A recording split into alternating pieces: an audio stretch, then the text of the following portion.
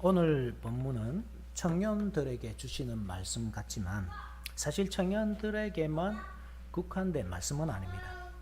왜냐하면 청년이란 활력이 넘친다는 장점이 있는 반면에 미숙함으로 인해서 나타나는 반복되는 실패와 실수라는 단점도 있기 때문에 청년은 나이가 많든 적든 배움의 길에 있는 모든 사람이라고 볼 수 있습니다. 노인은 다르죠. 노인은 성경에서 보통 가르치는 역할로 나타납니다. 왜 그런가 하면 노인은 하나님의 구속 역사를 몸소 체험한 사람들이기 때문입니다. 성경에서 노인은 항상 공경할 대상으로 다루는데요. 레위기 19장 23절이죠. 너는 샌머리 앞에서 일어서고 노인의 얼굴을 공경하며 내 하나님을 경외하라. 나는 여호와이니라. 이러한 구절을 단순히 경로사상, 경로우대사상 정도로 봐서는 안 되는데 성경에서 노인들은 정인들입니다. 장로가 될 자격을 갖춘 이들이죠. 민수기 11장 16절에 여호와께서 모세에게 이르시되 이스라엘 노인 중에 내가 알기로 백성의 장로와 지도자가 될 만한 자 70명을 모아 내게 데리고 와 회막에 이르러 거기서 너와 함께 서게 하라. 청년은 그 반대라는 말씀입니다. 하나님의 구속 역사를 몸소 체험하지 못한 세대입니다. 출애굽으로 따지자면 3세대죠. 1세대는 애굽에서 나온 세대, 2세대는 이 가나안 정복 전쟁을 경험한 세대, 3세대는 가나안 땅에서 나고 자란 세대입니다. 애굽에서 내린 10가지 재앙도 보지 못했고 홍해가 갈라지는 사건도 보지 못했습니다. 가나안 정복 전쟁도 경험하지 못했습니다. 그냥 들어서 알고 있습니다. 할아버지를 통해 아버지를 통해 들음으로써 하나님께서 행하신 놀라운 일들을 알게 된 사람들입니다. 그렇다고 할 때 이 자리에 청년이 아닌 사람은 아무도 없습니다. 우리는 경험해 보지 못했습니다. 두 눈으로 직접 목격하지도 못했습니다. 들어서 알고 있습니다. 선지자들과 사도들의 증거를 통해서 배워 알고 있습니다. 그래서 우리의 믿음이란 것은 어리고 미숙합니다. 말씀을 듣고도 확신 있게 살지 못합니다. 심지어 그것을 직접 목격한 사람들도 때로는 실패하였습니다. 하물며 간접적으로 듣기만 한 우리들이겠습니까? 그러니 더 배워야 합니다. 말씀에 그루밍 당해야 합니다. 그루밍이 사람들 사이에서 쓰일 때 나쁜 말이지만 사람이 사람을 악한 목적으로 길들일 때 이 말은 나쁜 말입니다. 그러나 하나님께서 우리를 선한 목적으로 길들이신다고 할 때 그루밍 당하는 것, 길들여지는 것은 선한 일입니다. 말씀에 길들여지지 않으려는 악한 습성이 죄입니다. 오늘 말씀도 마찬가지입니다. 청년들에게나 주시는 말씀이겠거니 나이가 많은 나 같은 사람에게는 적용되지 않는 말씀이겠거니 쉽게 생각할 것이 아니라 마땅히 배움의 길에서 있어야 할 모든 성도, 젖먹이 어린아이로부터 장성한 어른에 이르기까지의 모든 성도가 들어야 할 말씀임을 알아야 합니다. 참된 증인으로부터 배워야 합니다. 그래서 청년이 무엇으로 그 행실을 깨끗하게 할 수 있을지, 죄를 떠나 하나님과 연합할 수 있을지 깨달아야 하겠습니다. 말씀의 주제는 성도는 말씀을 지킴으로써만 그 행실을 깨끗하게 할 수 있다. 그것을 위해 성도는 첫째, 말씀의 중요성을 인식해야 하고, 둘째, 말씀에 머물기를 강구해야 합니다. 셋째, 말씀을 따르기로 다짐해야 합니다. 이 세 가지를 순서대로 증가하도록 하겠습니다. 청년이 말씀을 지킴으로써만 정결하게 살 수 있다고 할 때 말씀의 중요성을 인식하는 것이 그 첫 번째 순서입니다. 먼저 9절을 한번 보시면 같이 한번 읽어보실까요? 9절 시작. 청년이 무엇으로 그의 행실을 깨끗하게 하리까? 주의 말씀만 지킬 따름이니이다. 여기 깨끗하게 하다는 말 속에는 이미 더러워져 있다, 오염되어 있다, 이러한 사실이 전제되어 있습니다. 본문에서 청년은 더러워져 있습니다. 그것을 깨끗하게 해야 하는데 그것은 오직 말씀을 배워서 지킴으로서만 가능합니다. 누구로부터 배워야 합니까? 노인들, 머리가 센 사람들, 하나님의 구속 역사를 직접 목격한 증인들로부터 배워야 합니다. 그들로부터 사람이 무엇을 목적으로 살아야 하는지, 어떻게 살아야 하는지 배워야 합니다. 그래서 아직 젊었을 때에 하나님을 경외하고 죄에서 떠난 삶을 살아야 합니다. 물론 우리 시대에는 그런 사람들이 없습니다. 역사의 증인들, 사도들과 선지자들은 오래전에 돌아가셨습니다. 대신 말씀을 남겨놓으셨습니다. 성도는 말씀을 통해 배워야 합니다. 하나님은 성도가 말씀을 배울 수 있도록 말씀 사역자를 보내주십니다. 성령께서 직분자에게 가르치는 은사를 주시고 그 봉사를 효과 있게 만드십니다. 따라서 성도는 말씀 사역자로부터 안심하고 배워야 합니다. 5번째 계명도 그러한 뜻이거든요. 내 부모를 공경하라. 성경에서 부모의 역할은 교사죠. 신명기 6장 6절에서 7절. 오늘 내가 내게 명하는 이 말씀을 너는 마음에 새기고 내 자녀에게 부지런히 가르치며. 5번째 계명에는 약속이 있습니다. 우리가 다 아는 사실이죠. 내 부모를 공경하라.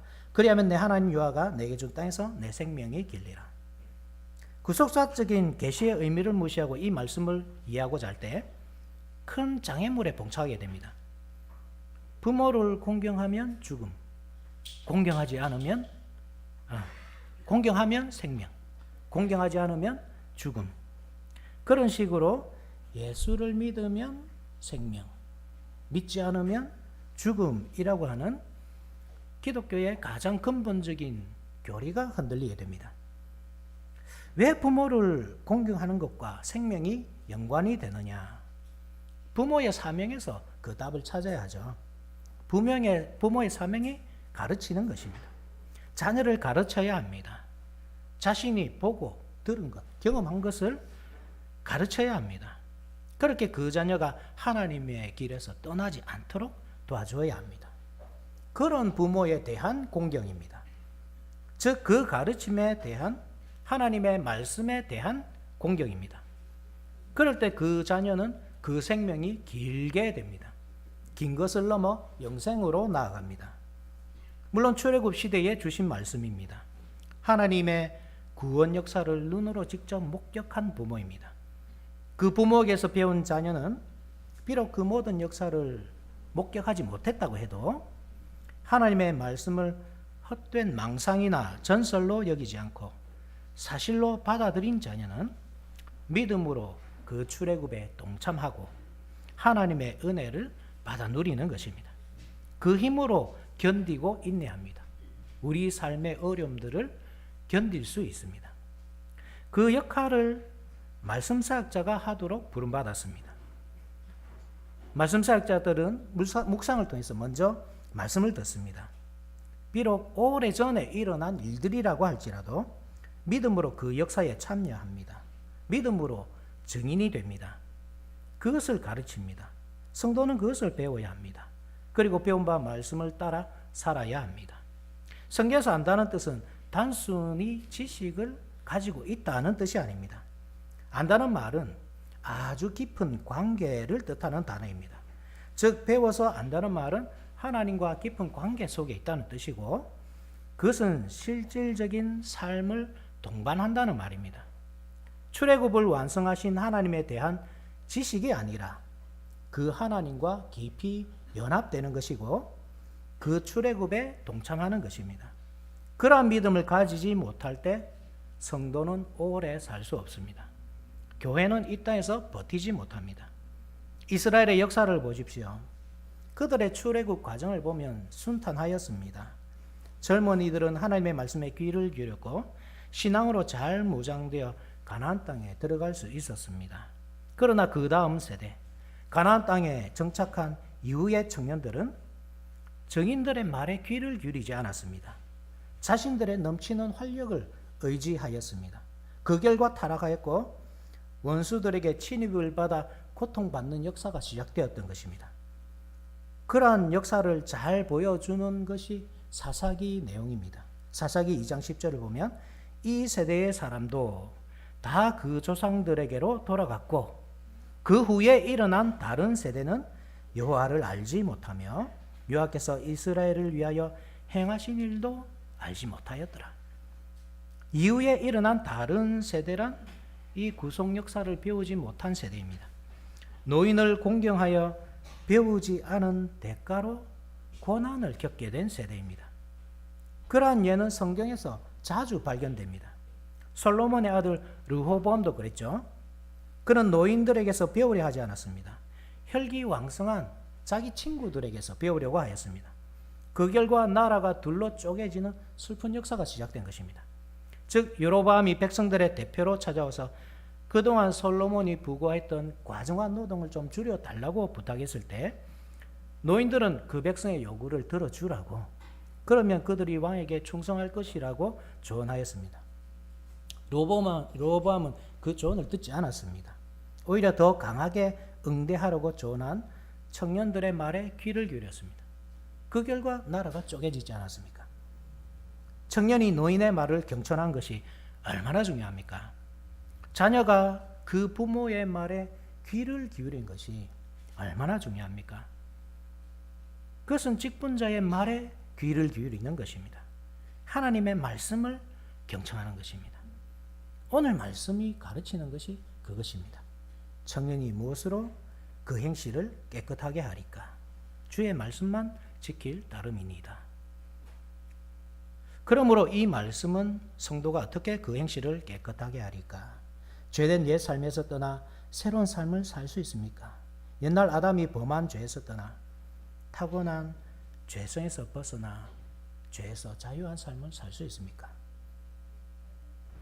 아담은 청년의 때에 범죄하였죠. 하나님은 그를 어린아이로 창조하지 않았습니다. 노인으로도 창조하지 않았습니다. 결혼 적령기에 혈기왕성한 청년으로 만드셨습니다. 그렇게 하와와 가정을 이루도록 하셨습니다.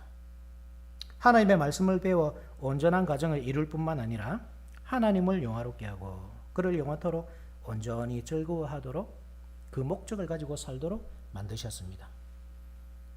그것을 위해 그가 할 일은 배우는 일이었습니다. 선과 악을 알게 하는 나무를 취하여 스스로 선과 악을 선택하며 살 것이 아니라 그것은 곧 죽음의 길이기에 하나님께서 가르쳐 주시는 선과 악을 배우는 일이었습니다. 배워서 그렇게 사는 것이었습니다. 그것이 하나님을 영화롭게 하는 길입니다. 순종하는 길입니다. 그러나 그는 그 일에 실패함으로써 타락의 길로 들어서고 말았습니다. 하나님을 영화롭게 한 것이 아니라 자신을 영화롭게 하였습니다. 성경이 그것을 증거합니다. 마귀 사탄이 그렇게 속였습니다. 눈이 밝아져서 하나님처럼 될 것이야. 그렇게 그들은 하나님을 떠났습니다. 하나님의 형상을 잃어버렸고 대신 짐승의 형상을 덧입었습니다. 짐승의 가죽옷이죠. 짐승의 가죽옷은 한편으로 은혜지만 다른 한편으로는 저주입니다. 짐승의 가죽옷은 짐승의 형상이기 때문입니다. 참된 옷을 기다려야 합니다. 그리스도께서 옷 입혀 주실 때를 고대해야 합니다. 그렇게 마귀에게 현혹되어 타락한 아담과 하와처럼 그의 혈통을 따라 태어나는 모든 인류는 신이 되고자 하는 환상을 쫓아 살게 되었습니다. 잘 먹고 잘 입을 때, 물질적인 풍요로움을 누릴 때 자신의 영화로움을 이룰 수 있을 것이라 믿었습니다. 자본주의 세상에서는 그렇죠. 물질적 풍요가 곧 선입니다. 가난은 악입니다. 부자라야 사람들로부터 존중을 받습니다.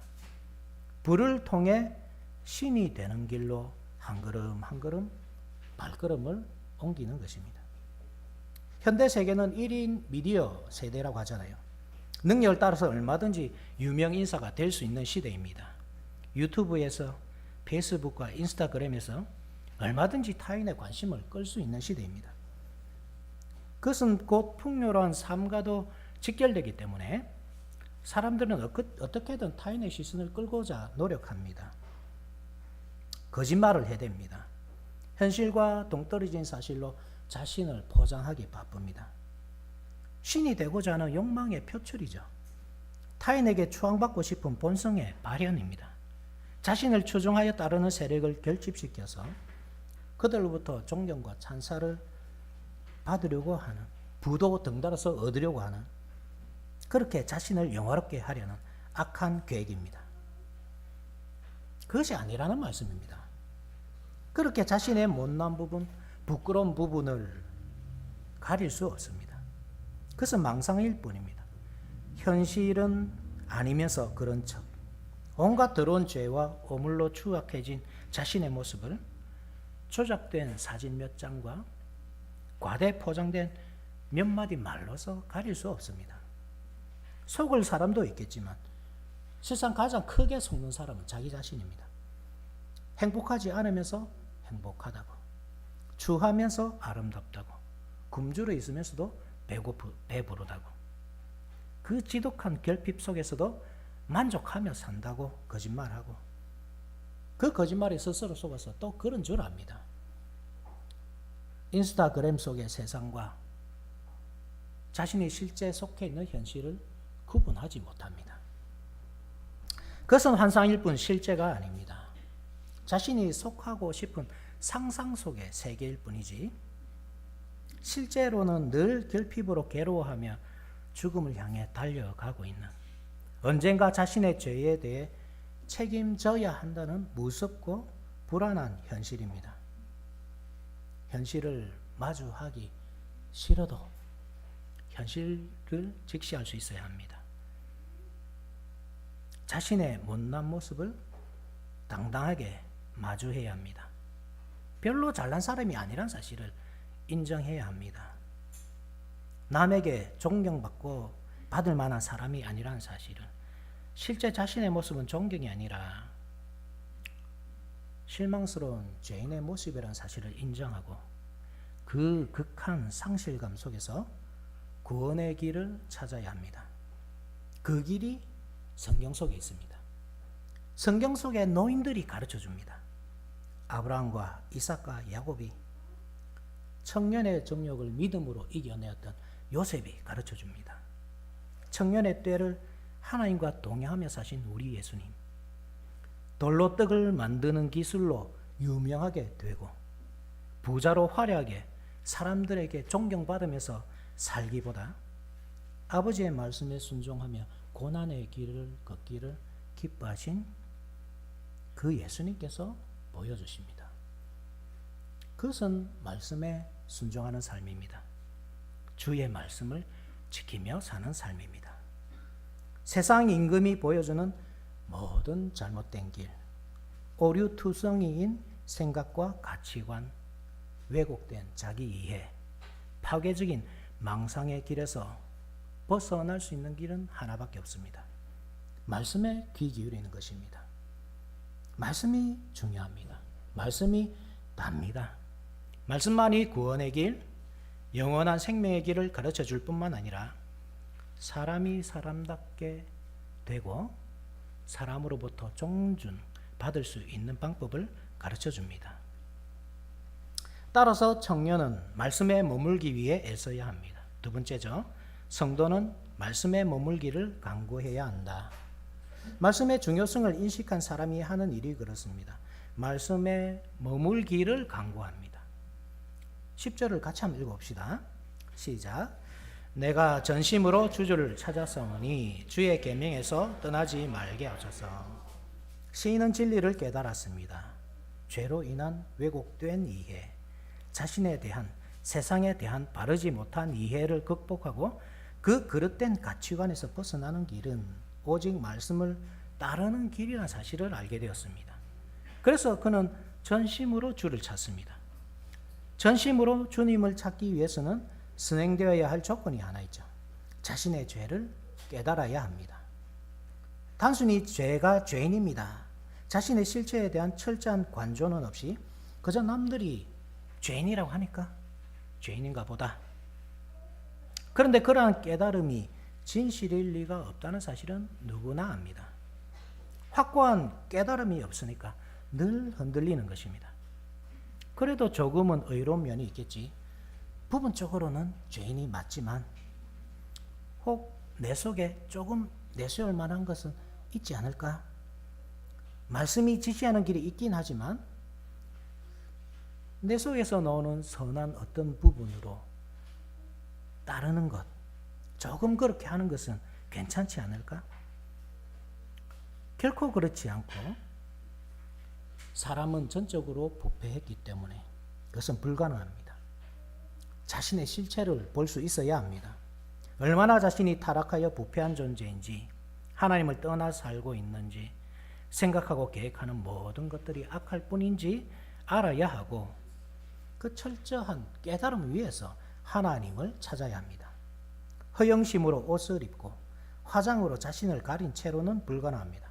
밥을 먹고 생각하고 계획하는 것은 물론이거니와 숨 쉬는 것조차 죄의 뿌리를 두고 있다는 사실을 알아야 합니다. 그래야 하나님을 찾고 하나님께로 달려갑니다. 하나님, 저는 도저히 바른 생각을 가질 수 없습니다. 바른 계획이란 것이 있을 수가 없습니다. 제 존재 자체가 죄인입니다. 그때 하나님께서 그를 만나주시고 그에게 바른 길을 가르쳐 주십니다. 말씀을 들려주시고 깨달음을 주시고 의지를 새롭게 해주십니다. 말씀을 따라 살도록 하십니다. 성도가 말씀을 확고하게 붙잡지 못하는 이유가 무엇입니까? 어떤 것은 회색지대라고 생각하기 때문입니다. 말씀이 확실히 금하지 않는 부분에 대해서는 자신에게도 어느 정도 선택권이 있다고 생각하기 때문입니다. 성인으로서 자유의지를 가진 사람으로서 얼마든지 선택할 수 있다고 생각하는 까닭입니다. 그런데 이 세상 일에는 회색지대란 없습니다. 희든지 검든지 선하든지 악하든지 두 가지 길만이 존재합니다. 하나님과 연합을 이루지 못한 사람은 어떤 도덕적이고 윤리적인 삶을 산다고 해도 그는 악한 길에서 떠나지 못합니다. 그것을 깨닫는 것이 은혜고 사람들 대부분은 깨닫지 못하고 평생 그렇게 살아가지만 죄에 대한 깨달음은 생명에 대한 애착을 강하게 만듭니다. 그렇게 생명의 주인이신 하나님께로 달려가게 만듭니다. 하나님의 말씀을 지키며 삽니다. 하나님과 연합된 상태는 계명에서 떠나지 않는 삶입니다. 하나님의 뜻과 상관없이 살면서 하나님과 연합되었다 하는 생각은 착각입니다. 그는 하나님과 동떨어져 사는 사람입니다. 말씀을 떠나지 않기 위해서는 늘 말씀을 가까이 하고 묵상해야 합니다. 11절에 내가 주께 범죄하지 아니하려 하여 주의 말씀을 내 마음에 두었나이다. 시인은 죄에서 떠나기 위해서 주의 말씀을 마음에 두었다고 표현합니다. 죄란 무엇입니까? 죄란 말씀에 순종함에 부족함이 있거나 말씀에 순종하지 않는 것. 그렇기 때문에 범죄하지 아니하려는 사람은 말씀을 가까이 하는 것입니다. 그런 의미에서 시인은 말씀을 마음속에 두었나이다. 자신의 삶의 모든 부분이 허상에 기초한 죄된 삶이란 사실을 깨닫고 죄라는 사실을 인식한 후에 이러한 고백을 하는 것입니다. 자신이 죄인이라는 사실을 인식하지 못하는 사람, 자신의 삶에 아무런 문제가 없다고 여기는 사람은 절대로 하나님의 말씀을 가까이 하려고 하지 않을 뿐만 아니라 관심조차 두지 않습니다. 오히려 더 허상적인 세계에 집착하면서 물질 세계가 주는 안락함에 빠져 삽니다. 하나님의 눈을 두려워하지 않고 사람의 눈을 두려워하며 삽니다. 오직 자신의 부족함을 깨달은 사람만이, 그래서 그 행실을 깨끗하게 고치고 싶다는 이 소원이 있는 사람만이 말씀을 가까이 하면서 묵상합니다. 묵상할 뿐만 아니라 그 가르침을 청합니다. 말씀을 배웁니다. 12절 찬송을 받으실 주 여호와여 주의 율례들을 내게 가르치소서. 하나님은 그 백성들의 기도를 들어주십니다. 특별히 하나님께서 약속하신 것, 주시며 약속하신 것을 구할 때 그 기도는 반드시 이루어집니다. 시인이 무엇을 구합니까? 율례에 참된 뜻입니다. 자신의 기준으로 선과 악을 판단하는 죄에서 떠나는 것입니다. 말씀을 기준으로 하여 선과 악을 선택하며 사는 삶입니다. 옛날 유대인들은 실패했습니다. 율례의 참된 뜻을 깨닫지 못했기 때문입니다. 율법이 가리키는 것은 명확하죠. 예수 그리스도입니다.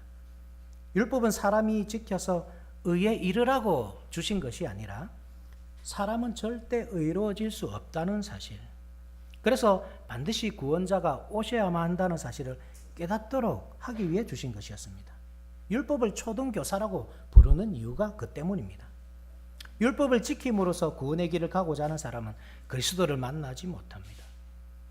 엄밀하게 말해서 필요가 없습니다. 병든 자에게라야 의원이 있을 때 있듯이 스스로 의롭다고 여기는 사람은 구원자가 필요 없기 때문입니다. 그래서 주의 율례들을 내 가르치소서라는 이 시인의 고백이 귀한 것입니다. 하나님은 그 소원을 들어주실 것입니다. 율례의 참된 뜻을 알게 해주실 것입니다. 그것은 그리스도입니다. 모세의 글과 시편과 선지자에 기록된 모든 말씀이 그리스도를 가리키고 있습니다. 그래서 이 시편의 기도, 찬송을 받으실 주 여호와여 라는 이 고백은 아기 예수가 탄생하시던 그때에 메아리 쳐 들려옴을 보게 됩니다. 누가복음 1장 68절에 찬송하리로다 주 이스라엘의 하나님이여 그 백성을 돌보사 속량하시며. 시편 기자가 말씀에 머물기를 간구한 결과입니다. 말씀을 마음에 두고 묵상한 결과입니다. 하나님은 가르쳐 주셨습니다. 그리스도를 보내주셨습니다. 결국 청년의 행실을 깨끗하게 할 수 있는 방식은 그리스도에 대한 믿음입니다. 그를 믿는 자만이 깨끗하게 될 수 있습니다. 율법을 연구하여 하나하나 다 지키면서 되는 것이 아니라 스스로 선과 악의 기준을 정하여 놓고 사는 삶이 아니라 그런 식으로는 구원을 얻지 못합니다. 오직 그리스도, 말씀이 육신이 되신 분, 하나님의 약속이 구체화되어 우리에게 나타나신 그분을 믿어야 합니다. 그래야 정결함을 얻을 수 있고 그 정결함으로 인해 구원에 이를 수 있습니다. 세 번째, 성도는 그 행실을 깨끗하게 하기 위해 말씀을 따르기로 다짐해야 합니다. 즉 말씀의 중요성을 깨달은 사람은 당연히 그것을 달라고 구할 것이고 하나님은 그 간구에 응답해 주실 것입니다. 그리스도를 보여주셨습니다. 그를 믿는 자는 다 구원을 얻을 수 있도록 하셨습니다. 우리는 여기서 믿음의 참된 뜻을 알아야 합니다. 삶이 따르지 않는 믿음은 참 믿음이 아닙니다. 이와 같이 행함이 없는 믿음은 그 자체가 죽은 것이라. 야고보서 2장 17절. 참 믿음은 반드시 삶이 동반됩니다. 15절이죠. 다 같이 한번 읽읍시다. 시작. 주의 법도들을 작은 소리로 읊조리며 주의 길들에 주의하며. 시인은 주의 법도들, 즉 말씀을 작은 소리로 읊조리겠다고 합니다. 이 말씀은 시편 1편을 떠올리도록 하거든요. 복 있는 사람은 악인의 꾀를 따르지 않으며 죄인의 길에 서지 않으며 오만한 자들의 자리에 앉지 아니하고 오직 여호와의 율법을 즐거워하여 그의 율법을 주야로 묵상하는도다. 여기 율법을 주야로 묵상하는도다 할 때 묵상하다는 말은 읊조리다 이런 뜻입니다. 짐승이 먹었던 음식을 계속 되새김질하듯이 말씀을 끊임없이 묵상하는 모습입니다. 그렇게 주님의 길에 주의하고 있는 모습입니다. 자칫 길이 엇갈릴 수도 있기 때문입니다. 하나님은 시대마다 목자들을 보내주시고 그 양떼를 인도해 주십니다. 그런데 그 양이 스스로 눈을 막고 귀를 막는다면, 이 세상의 재물에 눈이 멀어져 있다면, 그래서 목자가 그들을 어디로 이끌어 가시는지 알지 못하고 안다고 하여도 따라가기를 거절한다면 결국 그는 목표를 벗어나 다른 길로 가게 될 것입니다. 그래서 양떼는 주님의 길에 주의해야 합니다. 어디로 이끄시는지 깊은 관심을 가지고 살펴봐야 합니다. 목자의 음성에 귀를 기울여야 하고 때로는 광야 같은 고생의 길이라도 따라가야 합니다. 그래야 올바른 목적지에 도달할 수 있습니다. 성도가 그리스도를 믿는다고 하면서 실제 말씀과 동떨어진 삶을 사는 이유는 분명합니다. 말씀의 귀를 닫고 있기 때문입니다. 그리스도를 믿는다는 확고한 신념은 있을지라도 정작 그 말씀이 참되다는 믿음은 부족하기 때문입니다. 그래서 듣는 일에 소홀하고 듣지 않으니 알 수가 없고 알 수가 없으니 갈 수가 없는 것입니다. 이 시대에도 하나님은 목자를 보내주십니다. 직분자가 목자입니다. 주님의 양으로서 우리가 해야 할 일이 무엇입니까? 목자의 음성에 귀를 기울여야 합니다. 그래야 참된 목자, 직분자는 도구일 뿐이고 교회의 참 목자이신 그리스도를 만날 수 있습니다. 이 강단을 주목하지 않는 사람은 그리스도를 만날 수 없습니다. 강단을 통해 주시는 말씀을 듣지는 않으면서 하나님과 소통하고 있다고 생각하는 것, 하나님과 소통하려고 하는 모든 시도가 우상 숭배의 적임을 아셔야 합니다. 하나님은 다른 방식을 주지 않으셨습니다. 그 양떼를 먹이시고 입히시고 아름다운 곳으로 이끌기 위해서 다른 신령한 방법을 사용하지 않습니다. 목회자를 사용하시고 이 교회를 통해 일하십니다. 이 사실을 믿지 못하면 절대로 그리스도를 만나지 못합니다. 그는 그리스도를 떠난 사람이고 떠나고자 애쓰는 사람입니다. 교회 생활을 통해 종교심은 만족시킬 수 있을지 몰라도 참 성도의 길을 걷기는 어렵습니다. 따라서 말씀을 들어야 합니다. 끊임없이 주님의 말씀을 듣고 묵상하면서 주님의 인도해 주시기를 기도하면서 그 길을 주의하여 살펴야 합니다. 힘들어도 고생스러워도 그 길을 따라가야 합니다. 그곳에 그리스도께서 계시기 때문입니다. 16절 주의 율례들을 즐거워하며 주의 말씀을 잊지 아니하리이다. 주님의 말씀을 즐거워해야 합니다. 이 부분은 말 그대로 다짐이기 때문에 특별한 다른 뜻이 있는 것은 아닙니다. 우리가 앞서 살펴보았던 말씀과 연결됩니다. 주의 율법들을 어떻게 즐거워할 수 있습니까? 율법을 지킴으로써 의를 이루고자 할 때 그것은 고생이고 고통입니다. 그것은 율법이 가리키는 길이 아닙니다. 하나님의 멍에가 얼마나 가벼운지 아셔야 합니다. 그 길이 즐거운 길이라는 사실을 알아야 합니다. 1차적으로는 그리스도를 통해야 합니다. 그리고 성령을 의지해야 합니다. 성령의 능력으로 살아야 합니다. 그러면 그 길이 고생길이 아니라 기쁘고 즐거운 길이라는 사실을 알 수 있습니다. 그렇게 이 마지막 구절은 1절로 되돌아갑니다. 청년이 무엇으로 그의 행실을 깨끗하게 하리까? 주의 말씀만 지킬 따름이니이다. 주의 말씀을 잊지 않고 기억하여 지키며 사는 것. 그것이 자신을 지키는 방식입니다. 하나님을 떠나 살도록 하고 말씀 위의 것들을 붙잡도록 하는 모든 미혹을 이겨낼 수 있습니다. 여기 지키다는 말은 샤마르, 울타리로 둘러치다라는 말에서 왔는데 지켜 행하다라는 뜻보다 지켜 보호한다는 뜻이 더 강합니다. 하나님께서 옛날 아담으로 하여금 동산을 경작하며 지키게 하셨다 할 때 이 단어를 사용하십니다. 지킨다라는 뜻입니다. 천사들이 에덴 동산의 길을 지켰다 할 때도 이 단어입니다. 즉 여기 주님의 말씀을 지킨다는 뜻은 물론 하나님의 뜻대로 산다는 뜻이지만 진리를 보존한다는 뜻이기도 합니다. 주님의 뜻이 어떻게 보존됩니까? 원수들로부터 지켜낼 수 있습니까? 내가 말씀을 귀하게 여기고 지킬 때 가능합니다. 나는 복음을 가볍게 여기면서 세상 사람들이 귀하게 여겨주기를 바랄 수 없습니다. 결국 하나님의 이름을 욕되게 만드는 것은 세상 사람들이 아닙니다. 그리스도인입니다. 우리가 귀하게 여기지 않으니 타인도 귀하게 여기지 않습니다. 우리가 말씀을 귀하게 여기지 않는다면 이방인들은 이 말씀을 짓밟을 것입니다. 침뱉고 모욕할 것입니다. 마치 유대인들이 그리스도를 버렸듯이 침뱉고 모욕했듯이 우리가 그리스도를 부정한다면 예수님은 또 한 번 모독을 받으실 것입니다. 물론 입으로야 시인하죠. 그러나 실천적으로 부정할 수 있습니다.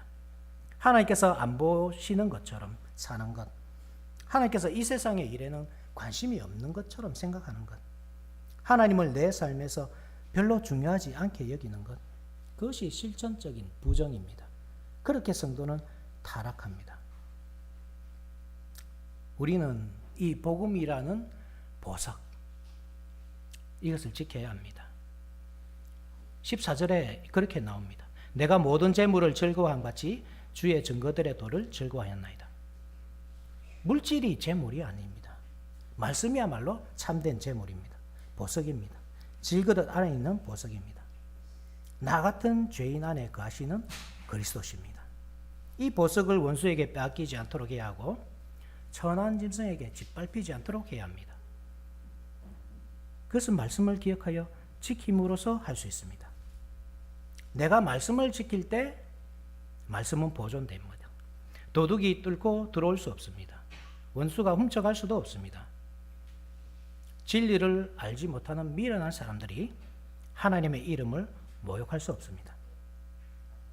말씀을 맺겠습니다.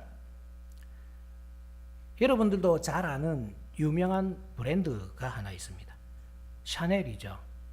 이 샤넬의 창업자가 코코 샤넬이라는 사람인데 그 사람이 이런 말을 남겼습니다. 사치의 반대는 가난이 아니라 비천함이다. 비천함을 면하기 위해서는 사치스럽게 살아야 한다는 말입니다. 너무 직설적이라서 거부감이 들기도 하지만 물질주의에 물들어 사는 현대인의 처지를 이처럼 솔직하게 드러낸 말은 없을 것입니다. 우리는 가난이 죄인 시대를 살고 있습니다. 사람을 사람 그대로 판단하지 않습니다. 그 사람이 걸친 옷, 가진 물건으로 판단합니다. 사람을 자세히 관찰하는 노력을 기울이지 않고 손에 들려있는 그 작은 가방 하나로 판단합니다. 나 또한 타인을 그렇게 판단하고 판단당하며 삽니다. 그러니 그 판단이 옳을 리가 없습니다. 실수와 실패를 반복합니다. 그런 관점으로는 참된 친구를 사귈 수도 없고 좋은 사람을 만나 가정을 이룰 수도 없습니다.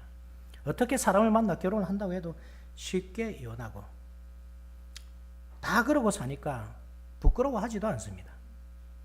그에 대해 성경은 무엇을 말합니까? 성경이 하나님의 말씀이고 진리라고 할 때 시대에 따라 문화에 따라서 변하는 것이 아니라고 할 때 우리가 배울 수 있는 진리란 무엇입니까? 사람을 사람답게 만드는 것, 사람을 가치 있게 만들고 돋보이게 해주는 참된 보석은 말씀이라는 사실입니다. 말씀을 가졌다면 그 말씀으로 자신을 정직하게 성찰하고 순종함으로써 날마다 자라간다면, 그렇게 성령의 사람이 되고 그리스도의 장성한 분량까지 자라간다면 비록 당장은 비천하게 보일 수도 있어도 물질주의에 현혹된 세상으로부터 멸시천대를 받을 수도 있어도 결국에는 빛나는 사람으로 드러날 것이라는 사실입니다. 어둠이 빛을 숨기지 못하듯이 물질에 눈이 먼 세상일지라도 알 수 있습니다. 저 사람은 좋은 사람이다. 사귀고 싶은 사람이다. 가서 배우고 싶은 사람이다. 복음을 가진 사람은 그렇게 빛납니다. 복음 전도가 그런 식으로 이루어집니다. 이웃과 진지한 사귐을 가질 수 있습니다. 페이스북이나 인스타그램과 같은 SNS상에서 이루어지는 깃털처럼 가벼운 관계가 아니라 복음으로만 가능한 깊고 진지한 관계를 맺을 수 있습니다. 청년 여러분, 청년과 같은 성도 여러분, 비록 우리가 이 물질주의 세상을 떠나 살 수는 없다 하더라도 구별된 삶을 살아야 합니다. 참된 재물을 위해 일해야 합니다. 그것은 멀리 있지 않습니다. 보물은 우리 가까이에 있습니다. 바로 우리 눈앞에, 우리 귀에, 우리 입에, 우리 마음속에 있습니다. 하나님께서 주셨습니다. 그리스도께서 계시고 성령께서 계십니다. 복음이 있습니다. 이 귀중함을, 그 복음의 귀중함을 되새기십시오. 그것으로 자신을 꾸미십시오. 어둠은 빛을 이길 수 없습니다. 빛은 숨길 수 없고 드러날 수밖에 없습니다. 우리가 보석을 소유한 자로서 참 빛을 바란다면 그 빛은 언젠가 밝게 빛날 것입니다. 어둠을 정복하고 세상을 정복할 것입니다. 청년이 무엇으로 그 행실을 정결케 할 수 있습니까? 어떻게 이 물질주의적인 세상에 물들지 않고 정결을 유지하며 살 수 있겠습니까? 오직 말씀입니다. 말씀밖에 없습니다. 말씀을 듣고 배우고 실천하며 사는 길밖에 없습니다. 이 사실을 잘 기억하시고 말씀으로서 청년의 미숙함을 극복하는 하나님께 영광이라는 사람의 제일된 목적을 이루며 사는 저 여러분들이 됩시다. 아멘.